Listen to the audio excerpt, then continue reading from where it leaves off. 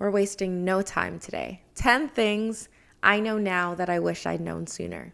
Number 1, do not rush growing up. I had done this so much when I was a kid.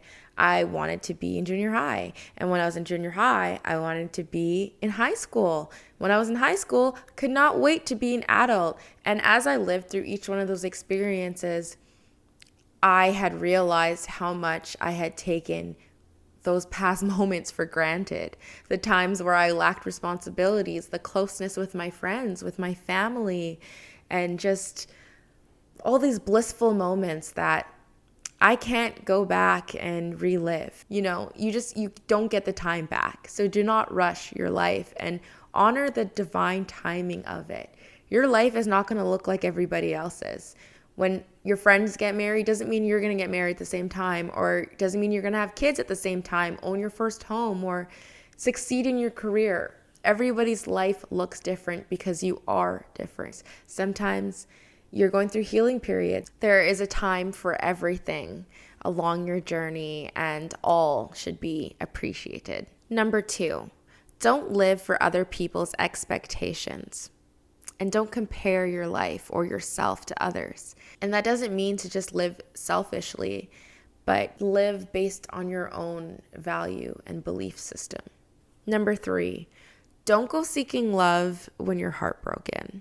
Don't go seeking love at all. Don't chase. They say that when you're hungry, you shouldn't go shopping. And I understand that because I've done it. And when I do it, I am getting all the snacks. I'm getting things that I never ever eat. They end up going bad in my fridge because I was only wanting and craving it in that moment when I was so hungry. I go over budget.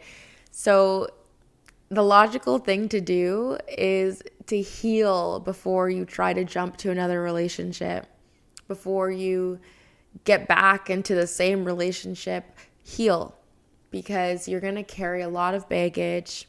You're going to carry a lot of pain, and that's not fair to a new person.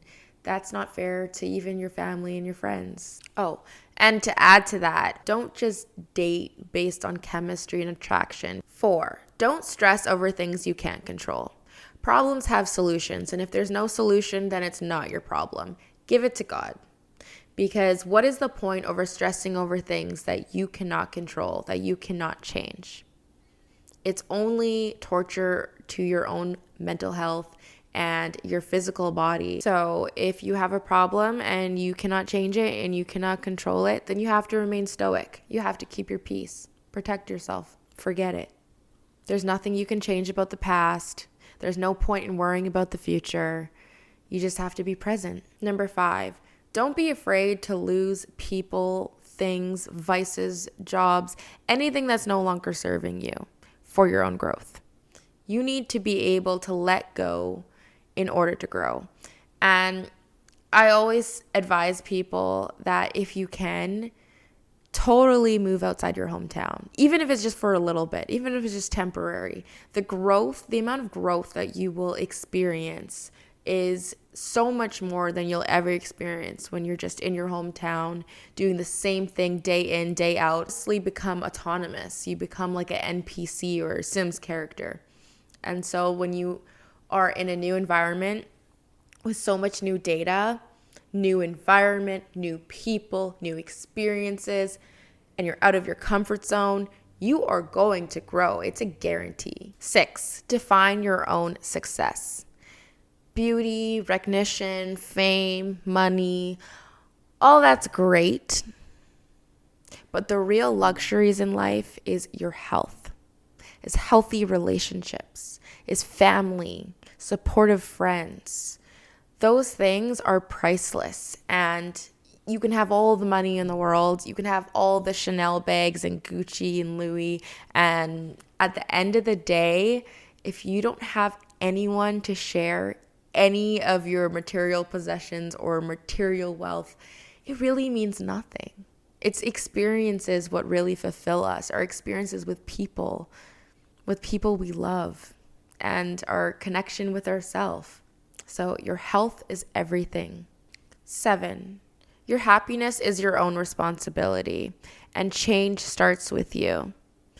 Your partner, your kids, your family, friends, your job, none of them are responsible for making you happy. Of course, they add to it. Of course, they help, but they are not responsible. It is up to you to figure out what makes you happy, finding a balance if it means having a good diet and exercise routine, making time for social relationships, making time to, I don't know, do your passions and creative hobbies or invest in your business, whatever it is, whatever brings you fulfillment. It is up to you to find the balance and to do those things. And if things aren't working, it's also up to you to change it. You're not a damsel in distress. Nobody's coming to save you. It is up to you. Change starts with you. And you're not powerless. You can do so. 7, forget your past. I used to always carry this narrative of my childhood. I would just carry that weight and think that, okay, I was this way and that way because I come from where I come from, that, this is how my future has to be. But that's not true at all. I've been creating my own narrative, and you can create your own narrative. You don't have to carry the story that somebody told you or a story that's not even yours. And you can create a new one. Whatever obstacles and things that you had to face growing up, it is what made you who you are. And you don't have to carry that story for the rest of your life. Learn the lessons and let go. 9, you are not missing out on anything. Clubbing, drinking, smoking, vices.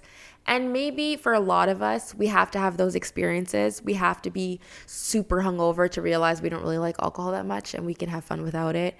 Or that we're actually more of an introvert and a homebody, and being out with strangers drinking just doesn't even feel good. There's a lot of nights and money that could be saved. Nights of your health, of not having wrinkles and being dehydrated, of just, not getting a beer belly.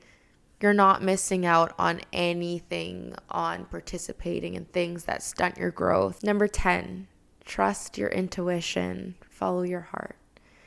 You have to trust your intuition. Every single time that I have felt an intuitive nudge and I have not followed it, I have regretted it. Every single time. There is nobody who knows what's right for you but you, truly. And of course, you should accept feedback, criticism, advice, whatnot. But you know what's best, truly at heart. Meditate, reflect, spend time alone. Trust your intuition. Build the connection with yourself so that you do trust your intuition and you can trust your decisions. We all have that power within us. God has given us that power of discernment, of understanding, for us to be able to know what is right for us and what path we should be on, what people are good for us and what people aren't, what things, vices, jobs, careers, we all know deep within.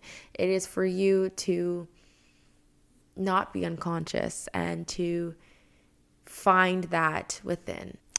That's it for now. I honestly will probably do a part 2 on this in the future because I'm sure there's so many things that I have learned in the last 10 years that I wish I knew 10 years ago. So I hope that you related to some of this. And if not, I hope that you could take it as a tip to avoid some of these things in the future. And don't forget to like, share, comment. Honestly, anything helps.